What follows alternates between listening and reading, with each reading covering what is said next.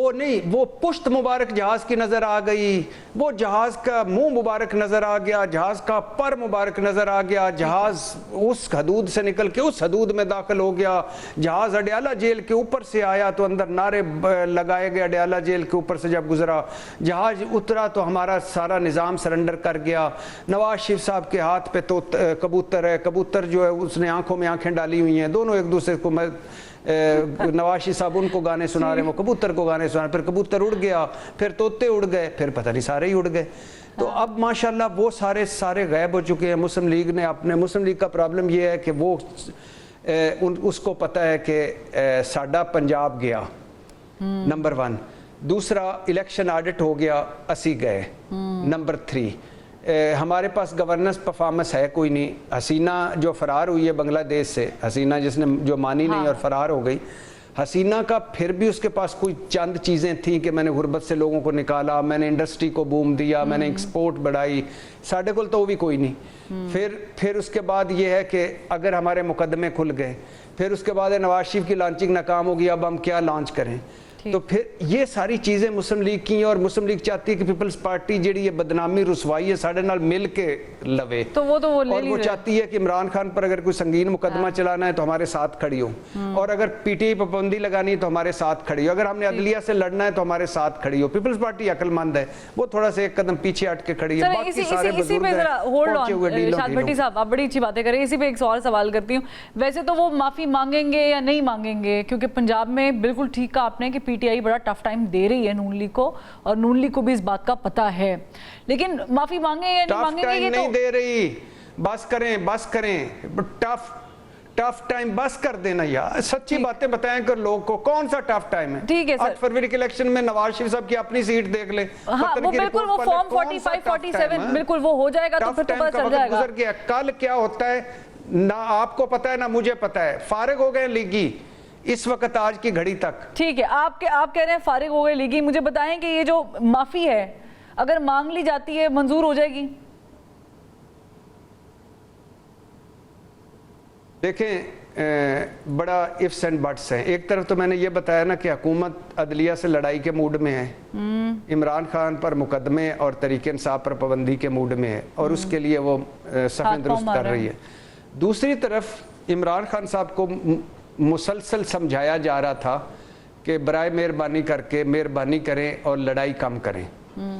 अब इसमें कोई शक नहीं कि इस वक्त इस घड़ी तक कोई उनका जो सिग्नल हैं जो इमरान खान साहब के या तरीके इंसाफ के, वो किसी मोबाइल पर नहीं रिसीव हो रहे या नहीं उनको अटेंड किया जा रहा है, इसमें कोई शक नहीं। लेकिन तरीके इंसाफ बहुत बेहतर पोजीशन में है कल की निस्बत, और उड़ी उड़ी बातें सुनी जा रही हैं कि फ़ायज़ ईसा काजी के जाने के बाद सुप्रीम कोर्ट और अदलिया का जो मूड है और जो बाहर के हालात हैं, बैरून मुल्क से दबाव है वो, और जितने भी मुल्क दोस्त मुल्क और जितने भी मुआशी इदारे हैं वो जो कह रहे हैं कि सियासी अदम इस्तेकाम ख़त्म करो, और जिस तरह की परफॉर्मेंस है हुकूमत की और जिस तरह के केसों में रिलीफ मिल रहा है और जो कुछ आगे होने जा रहा है तो उसमें, और जो कुछ इमरान खान साहब की नरम टोन है आज वो जो कह रहे हैं कि ये 2 महीने की हुकूमत है, वो फिर वो उस तब्दीली के साथ मशरूत करके कह रहे हैं खान साहब सुप्रीम कोर्ट की। नहीं, महीने 2 कर लें 4 कर लें, इमरान खान साहब उसमें थोड़ी सी लॉजिकल बात कर रहे हैं। हालांकि इमरान खान साहब के बहुत सारी गुफ्तगू लॉजिकल नहीं होती, वो ज़ाहिर एक खिलाड़ी रहे हैं, आज हारेंगे तो वो उनकी ट्रेनिंग ही ये है कि कल वाले मैच में हम जीतेंगे, कल हार गए थे हमने परसों जीतेंगे, तो वो तो खैर। लेकिन इसमें लॉजिक ये वही सुप्रीम कोर्ट है, अदलिया है, इलेक्शन ऑडिट है, गवर्नेंस परफॉर्मेंस है, इनके आपस के इख्तलाफात हैं, बैरूनी प्रेशर है, मईशत है, दहशत गर्दी है, सियासी अदम इस्तेकाम है, और सारों का इकट्ठा होना है फाइनली। तो उसमें वो थोड़ी सी स्पेस ढूंढने की कोशिश कर रहे हैं, कभी नरम होके, कभी मुज़ाकरात की दावत दे के, कभी कुछ तो कुछ भी हो सकता है, कुछ भी सरप्राइज हो सकता है। ग्रीन सिग्नल नहीं मिल रहा सामने अभी तक नहीं। हाँ, तो ये इसका भी तो खान साहब को इंतजार करना पड़ेगा ना, सारी बातें तो ग्रीन सिग्नल के साथ मशरूत है। बल्कि मेरा एक दोस्त है वो ये कहता है फरवा कि कल तक मोबाइल बंद था, आज मोबाइल ओपन है मगर चार्जिंग पे लगा हुआ है। ठीक देखें। ठीक है, देखते हैं कि वो मोबाइल चार्ज कब तक होता है और फिर कॉल कब तक जाती है। जो मशरूत माफ़ी मांगने का खान साहब की तरफ से इंदिया दिया गया है, इशारा किया गया है, वो मुतमईन है कि वो माफ़ी मांगेंगे, हालात बेहतर हो जाएंगे, और दूसरी तरफ से भी कोई सिग्नल मिला है इस पे कि नहीं?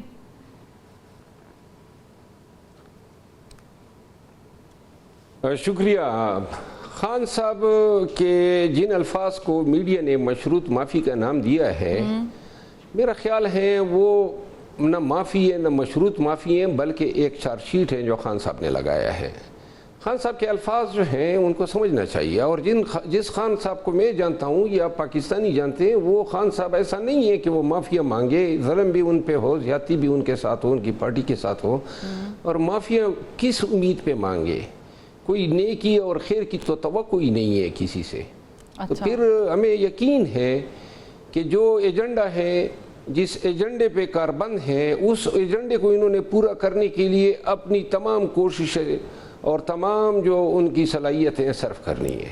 तो लिहाजा न माफ़ी तलाफ़ी की कोई गुंजाइश है, न खान माफ़ी मांगने वाला। अल्फाज उनके क्या थे? उन्होंने तो ये कहा था कि जी पाकिस्तान तहरीक इंसाफ के वर्कर्स के ख़िलाफ़ आप एविडेंस लाएं, आपने CCTV फुटेजेस छुपाई हुई हैं, और कानून भी ये कहता है और कुरान करीम का हुक्म है वला तक्तुमु शहादता, कि अपनी शहादतों को मत छुपाओ। तो ये इतने सारे वाक़यात हो गए, हर जगह पे CCTV फुटेज हैं, कैंटोनमेंट जैसे असास इलाकों में, और कहीं पे कोई CCTV फुटेज सामने नहीं आ रही, कोई गवाह सामने नहीं आ रहा है। और जिन गवाहान को तोड़ के वो अपने साइड पे ले गए वो बरीउज़िमा हो गए। तो लिहाजा खान ने तो एक चार्जशीट लगाया है इस निज़ाम के ख़िलाफ़ और क्रिमिनल जस्टिस सिस्टम के ख़िलाफ़। यानी कह सकते हैं कि उन्होंने वो माफ़ी जो है वो मांगी ही नहीं है, टेक्निकली माफ़ी मांगने का कहा ही नहीं है, माफ़ी नहीं मांगी है, बल्कि डिमांड किया है कि आप इंसाफ करें तफ्तीश में। ठीक। और तो अगर कोई गुनहगार है तो उसके गुनाह के हवाले से वो तो सब कुछ है, मौजूद है सिस्टम के अंदर। बस मौजूद ही हैं, बाकी हैं कुछ नहीं। अगर कोई शहादत होती, आप खुद मतलब एक मंजी हुई साफ़ी हैं, आप बता सकते हैं मुझे, मैं बहुत सारे केसेस में वकील रहा हूँ, कि क्या शहादत है 9 मई के हवाले से पाकिस्तान तहरीक इंसाफ की इम्प्लीकेशन की। कोई एक शहादत 1 साल से ज़्यादा अरसा हो गया है और अभी तक गवाह ढूंढे जा रहे हैं, अप्रूवर ढूंढे जा रहे हैं। 9 मई तो बेसिकली अगर तारीख से आप इसको निकाल देना 9 मई का दिन, तो फिर तो पाकिस्तान तहरीक इंसाफ का ना मैंडेट चोरी हो सकता है, ना झंडे पे ना निशान पे पाबंदी हो सकती है, ना ये सलूक रहा हो सकता था, ये उठाया जाना। आप भी नहीं निकाल सकते। 9 मई तो एक वाक़या जो हुआ है उसको बातचीत के साथ जिनके साथ हल करना है वही किया जा सकता है, या उनके साथ ही बातचीत की जा सकती है। मुझे ये बताइएगा कि उनकी तरफ से कोई इस तरह की बात, माफ़ी का तो मुतालबा उनकी तरफ से किया गया, लेकिन उनकी तरफ से कोई बात करने के लिए इशारा दिया गया? देखिए, मैं एक अर्ज कर दूं, अगर खान साहब से ये उम्मीद बांधी जाए कि वो माफ़ी मांगेंगे, तो याद रखें कि पाकिस्तान में फिर रियासती दहशतगर्दी और पाकिस्तान में कानून की हुक्मरानी के हवाले से फिर कोई एक रमक भी उम्मीद की नहीं रहती है कि पाकिस्तान कभी दोबारा जमहूर की बालादस्ती देखेगा, दस्तूर की बालादस्ती देखेगा या पाकिस्तानी अपने हकूक़ से, कोई उम्मीद ही फिर नहीं रहती है। तो लिहाजा मैं नहीं समझता हूँ कि खान के अल्फाज को आप माफ़ी से तशबीह दें। और एक बात याद रखी जानी चाहिए कि यही खान का डट जाना था इस ज़ुल्म और जबर के ख़िलाफ़ कि आज वो मकबूलियत के मेराज पे पहुंचा हुआ है। तो लिहाजा ये सारी बातें जो हैं, ये कंस्ट्रक्शन और ये नताइज जो अखज़ किए जा रहे हैं, ये गलत है। ठीक है, यानी आप कह रहे हैं कि खान साहब से माफ़ी अगर ये एज्यूम किया जाए कि वो माफ़ी मांगेंगे तो वो माफ़ी नहीं मांगेंगे, और जो बयानियाँ अब तक पाकिस्तान तहरीक इंसाफ के चेयरमैन के पास मौजूद है वो उससे यू टर्न भी किसी सूरत नहीं लेंगे। लेकिन दूसरी तरफ अगर हुकूमत की तरफ जाए और हुकूमत, मैं ये देख रहा हूँ फरवा कि पाकिस्तान बतदरीज जो है वो जवाल की तरफ जा रहा है। महंगाई है, बदआमनी है, लॉलेसनेस है, तमाम इदारे जो हैं वो अपना काम छोड़ के वो अफ़आल सर अंजाम दे रहे हैं जो उनके ना मैंडेट में आते हैं ना उनके फ़राइज़ में आते हैं।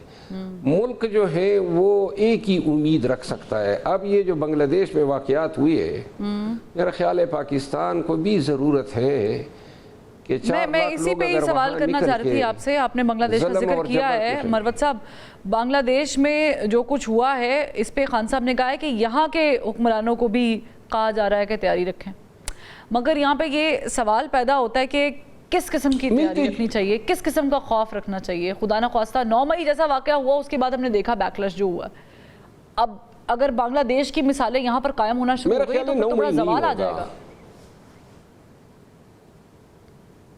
कोई सवाल नहीं आएगा। अरूज तो तभी होगा जब इस सड़े हुए बोसीदा निज़ाम से पाकिस्तानी छुटकारा पाले।